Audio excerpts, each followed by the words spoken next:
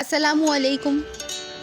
آج بنات الناش کی قسط نمبر 22 ہے، اور آپ کو یاد ہو اگر تو پچھلی قسط میں ہم لوگ بات کر رہے تھے کہ حسن آرا کچھ پڑھنے کی کوشش کری تھی اور اس نے چپکے سے بہت کچھ پڑھنا سیکھ لیا تھا، اور یہ اس پہ استانی جی بہت خوش ہوئی تھیں اور انہوں نے اسے بہت سراہا تھا اس بات پر کہ وہ غیرت کو صحیح جگہ استعمال کرتی ہے۔ یعنی کہنے کا مطلب ہے کہ حسن آرا کا یہ عمل استانی جی کو بے انتہا پسند آیا کہ وہ چھپ کے پڑھتی رہی، اور آخرکار آج حسن آرا جو ہے وہ ایک بڑی دلچسپ کہانی پڑھی ہے۔ مسیح الملک کی باقی حکایت اس کا بعد معزولی حج کو جانا، اس کی بیٹی ناز پرور کا جس نے امیر زادیوں کی طرح تربیت پائی تھی، بدوؤں کے ہاتھ میں ہوش مند کنیز کے ساتھ گرفتار ہونا، اس حالت میں بے ہنری سے تکلیف پانا اور ہوش مند کی کوشش سے رہا ہونا۔ یہ ہوش مند جو ہے یہ بڑی زبردست قسم کی ان کی ایک کنیز ہے۔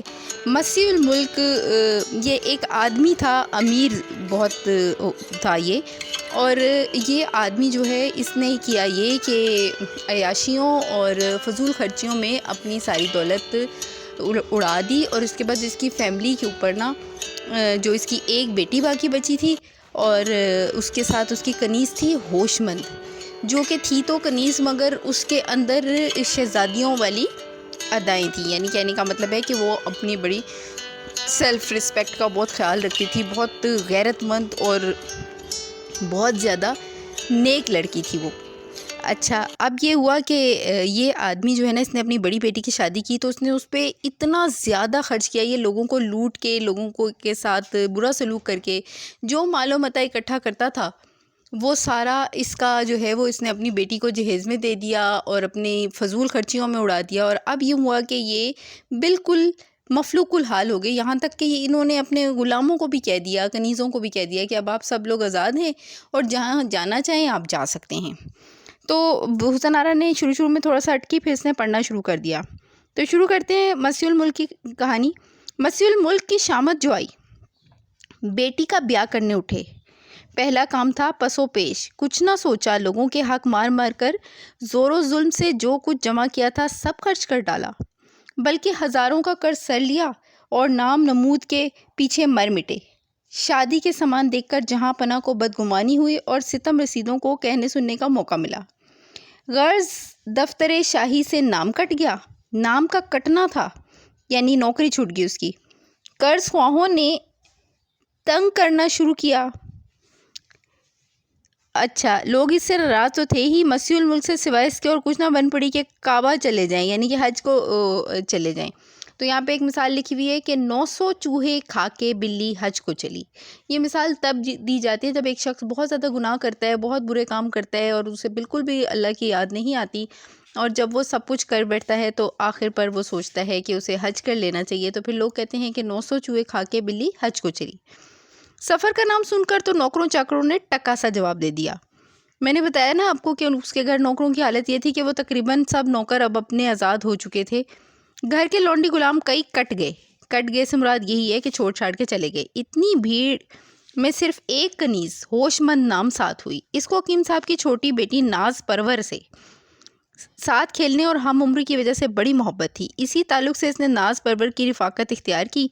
ہوش مند تھی تو کنیز زادی، مگر بڑی ہی عقل مند اور اس میں بامسمہ تھی، گو عقل مندی کے سبب سب اہل خدمت میں ممتاز، سلیقہ مند اور صاحب شعور تھی، مگر اس کی عقل آزادی چاہتی تھی۔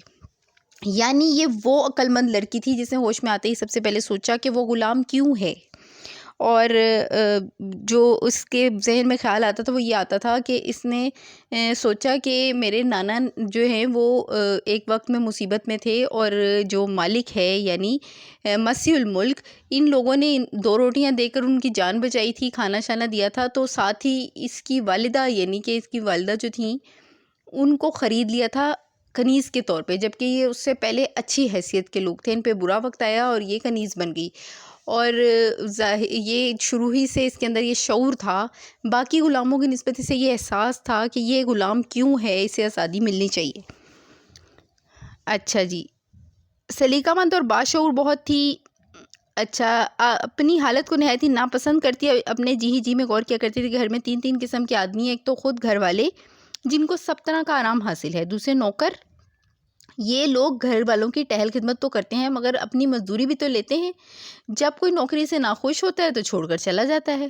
تیسرے، ہم جو لونڈی غلام کہلاتے ہیں، ہماری محنت اور مصیبت کی کچھ انتہا نہیں، نہ ہم چھوڑ کر کہیں جا سکتے ہیں، نہ کچھ تنخواہ کا استحقاق رکھتے ہیں، ہم ہی کم وقت گئے گزرے ہیں۔ ہوش مند ہمیشہ اپنے تئیں لیے دیے رہتی تھی، مارنا پیٹنا کیسا کوئی سخت بات بھی کہتا تو مہینوں اس پر صدمہ رہتا، ہر وقت اپنی حالت کو پیش نظر رہتی اور اسی وجہ سے سدا اداس رہا کرتی، اکیلی ہوتی تو کبھی اپنی مصیبت پر روتی بھی رہتی۔ آزادی کا تصور اس کے ذہن میں ایسا سمایا تھا کہ کوئی چیز اس کو خوش نہ آتی تھی۔ جس قدر ہوش مند آزادی کی خواہش تھی، اسی قدر گھر والوں کی نظروں میں وہ ذلیل تھی، یعنی گھر والوں کو اس کے تیور ٹھیک نہیں لگتے تھے اور وہ اسے پسند نہیں کرتے تھے کہ یہ جو ہے نا یہ آزادی چاہتی ہے، یہ دوسرے غلاموں کی طرح نا صحیح طرح غلامی نہیں کرتی۔ تو آگے ہم پڑھتے ہیں کہ اس کے نانا والا سارا قصہ جو میں نے ابھی آپ کو سنایا تھا، وہ آتا ہے کہ نانا کے بارے میں وہ ذرا تھوڑا دل میں سوچتی ہے کہ میرے نانا کو کیا پڑی تھی کہ اپنی بیٹی اٹھا کے ان کو بیچ دی۔ ہوش مند نے کہا البتہ میں آزادی کی بڑی اچھا یہ اس طرح ہوا کہ ان لوگوں نے ہوش مند کو کہا کہ بسم اللہ جہاں جی چاہے تم چلی جاؤ۔ ناز پرور شہزادی نے اس سے کہا کہ اب ہمارے حالات ٹھیک نہیں رہے تو تم جانا چاہتی ہو تو چلی جاؤ۔ ہوش مند نے کہا البتہ میں آزادی کی بڑی قدر کرتی ہوں، مگر اس کا مطلب یہ بالکل نہیں ہے کہ میں اس گھر سے چلی جاؤں، آپ سے جدائی اختیار کروں۔ دنیا میں اس گھر کے سوا مجھ کو کسی سے کوئی تعلق نہیں۔ اگر اس بگڑے وقت میں میری جان آپ کے کام نہ آئے تو حق کے نمک اور حق کے پرورش ادا ہو جائے تو مجھ کو اس کے صرف کرنے میں بھی انشاءاللہ دریغ نہ ہوگا۔ یعنی یہ بڑی حلالی نکلی۔ حالانکہ اس کو آزادی مل رہی تھی لیکن اس نے آزادی کے بدلے ان کے ساتھ جانے کو زیادہ ترجیح دی۔ غرض حکیم صاحب بیوی اور چھوٹی بیٹی اور ہوش مند کو ساتھ لے کر بمبئی، جس کو اب ممبئی کہتے ہیں تو پہلے اس وقت اس کو بمبئی ہی کہتے تھے، پہنچے اور یہاں جواہر بیچ بہا جو پاس تھے، یعنی کہ ان کے پاس جو زیورات تھے، بیچ کر سامان ضروری اور نقد روپیہ جہاز میں رکھ 16ویں دن جدہ میں جا داخل ہوئے۔ حج کو ابھی بہت تک توقف تھا، یعنی ٹائم تھا۔ یہ صلاح ہوئی کہ چلو پہلے مدینے ہو آئیں۔ راہ میں بدوؤں نے آ گھیرا، مال و متاع ذرا ذرا کر کے لوٹ لیا۔ ہوش مند اور ناز پرور دونوں کو جابر بدو پکڑ کر لے گئے، گھر لے جا کر بیوی کے حوالے کیا کہ لو ان دونوں کو لونڈی بناؤ، گھر کی ٹہل خدمت ان سے لو، جب ریحانہ اور ضمیران کا نکاح کریں گے تو یہی لونڈیاں ان کے جہیز میں دے دیں گے، یعنی اپنی بیٹیوں کا۔ بیچاری ناز پرور کے حق میں تو گویا مصیبت کا پہاڑ ٹوٹ پڑا، کیونکہ وہ تو شہزادی تھی جبکہ ہوش مند تو آلریڈی پہلے سے ہی لونڈی تھی۔ گھر چھوٹا دیس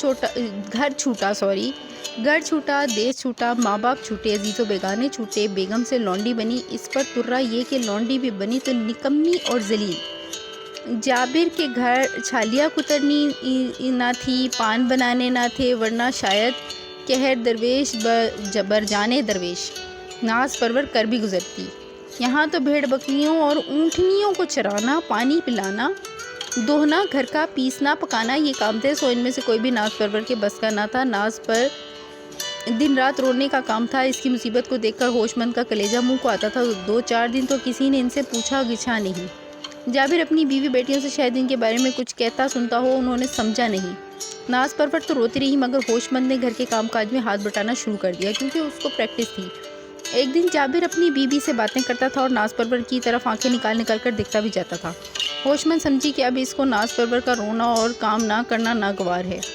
ڈری اور ناز پرور سے جا کر کہا کہ تقدیر کا جو لکھا تھا سو ہو گیا، اب جو ہے نا اپنے عادت کو بدلو اور رونے سے کچھ حاصل نہیں ہوگا۔ 5-6 دن ہوئے، دانہ تک آپ کے منہ میں نہیں گیا، آنکھیں سوج گئیں، مطلب کہ بھی تم روتی ہوگی تو رونے سے تمہاری مصیبت حل نہیں ہوگی، ذرا اٹھو ہوش کرو۔